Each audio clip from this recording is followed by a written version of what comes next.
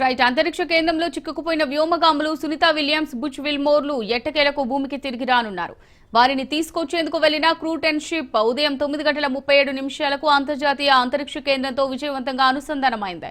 క్రూ-10 లో వెళ్లిన 4 వ్యోమగాములకు Sunitha Williams, Butch విల్మోర్లు స్వాగతం పలికారు. వీరిద్దరి స్థానంలో ప్రస్తుతం వెళ్లిన 4 వ్యోమగాములు ISS లో పనిచేయనున్నారు. క్రూ-10 మిషన్ లో సునీత, బుచ్లు భూమికి తిరిగి రానున్నారు. ఈ నెల 19న వారు భూమిపై ల్యాండ్ అవుతారని అనధికారిక సమాచారం.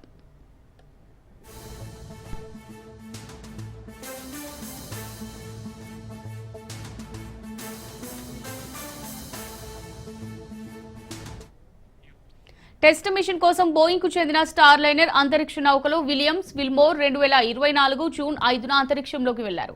8 రోజుల తర్వాత వారు భూమి మీదకి తిరిగి రావాల్సి ఉంది. అయితే star liner space craft ISS ను చేరుకోగానే సమస్యలు తలెత్తాయి. అందులోని ప్రొపల్షన్ సిస్టంలో లీకులు ఏర్పడటం, థ్రస్టర్స్ మూసుకుపోవడంతో పాటు హీలియం కూడా అయిపోయింది. నేపథ్యంలో వ్యోమగాములను ఈ నౌకలో తిరిగి భూమిపైకి తీసుకురావడం సురక్షితం కాదని ఆగస్టు నెలాఖరు నాటికి నాసా ఒక నిర్ణయానికి వచ్చింది. దీంతో వ్యోమగాములు లేకుండా బోయింగ్ స్టార్ లైనర్ 2024 సెప్టెంబర్ 7న క్షేమంగా భూమికి తిరిగి వచ్చింది. అప్పటి నుంచి సునీత, విల్మోర్ అంతరిక్ష కేంద్రంలోనే ఉండిపోయారు.